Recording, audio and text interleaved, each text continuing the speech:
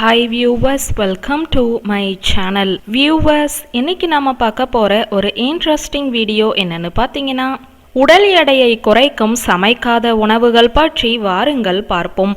அதுக்கு முன்னாடி நீங்க எங்க சேனலை சப்ஸ்கிரைப் பண்ணாம இருந்தீங்கன்னா மறக்காம சப்ஸ்கிரைப் பண்ணிடுங்க. சமைக்காத உணவுகளை அதிகமாக சாப்பிடும் உணவு முறை ரா ஃபுட் டயட் எனப்படுகிறது. இந்த உணவு முறையின் மூலம் அதிக கலோரிகள், சர்க்கரை மற்றும் பதப்படுத்தப்பட்ட உணவுகள் சாப்பிடுவதை குறைக்கலாம். இதன் வழியாக ஆரோக்கியத்தை அதிகரிக்கவும் உடல் எடையை கட்டுப்படுத்தவும் முடியும்.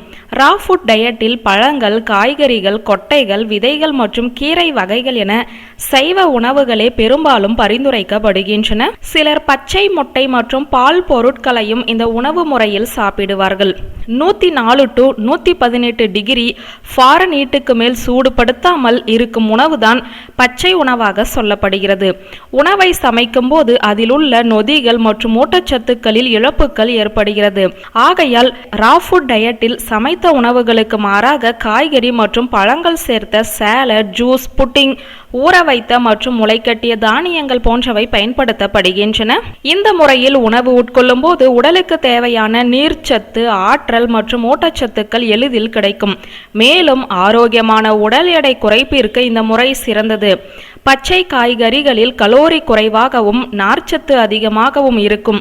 இதனால் உடலில் தேவைக்கும் அதிகமான அளவு கலோரி சேர்வதை தவிர்க்க முடியும். ரா ஃபுட் டயட்டில் நாம் உட்கொள்ளும் உணவுகளில் விட்டமின்கள், தாதுக்கள், நார்ச்சத்து மற்றும் நீர்ச்சத்து அதிகமாக இருக்கும்.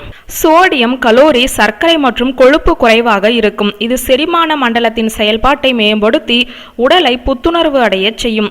இதில் சில உணவுப் பொருட்களில் கரையாத நார்ச்சத்துக்கள் இருக்கின்றன. அதன் காரணமாக உணவு செரிமானமாகாமல் வாயுவை உண்டாக்கும். ஆகையால் தினமும் இஞ்சியை ஒருவேளையாவது உணவில் சேர்த்து கொள்வது நல்லது. ரா ஃபுட் டயட்டில் சமைக்காத உணவுகளை சாப்பிடுவதால் அவ்வப்போது பசி எடுத்துக்கொண்டு இருக்கும். ஆகையால் சாப்பிடும் உணவை காலை உணவு, சிற்றுண்டி, மதிய உணவு, மாலை நேர சிற்றுண்டி என, இரவு உணவு, நாள் இறுதியில் ஏதேனும் ஒரு இனிப்பு வகை என 6 வேளையாக பிரித்து சாப்பிட வேண்டும்.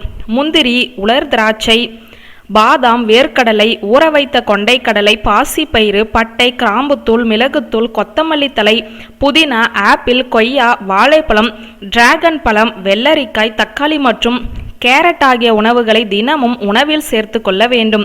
மேலும் புட்டிங், சாலட், உருண்டைகள், ஸ்மூத்திஸ் போன்ற வடிவிலும் சாப்பிடலாம். வியூவர்ஸ், இந்த வீடியோ உங்களுக்கு பிடித்திருந்தால் லைக் பண்ணுங்க, கமெண்ட் பண்ணுங்க, ஷேர் பண்ணுங்க. இது போன்ற மேலும் பல இன்ட்ரெஸ்டிங் வீடியோஸ் பார்க்க இந்த சேனலை சப்ஸ்கிரைப் பண்ணுங்க. நன்றி.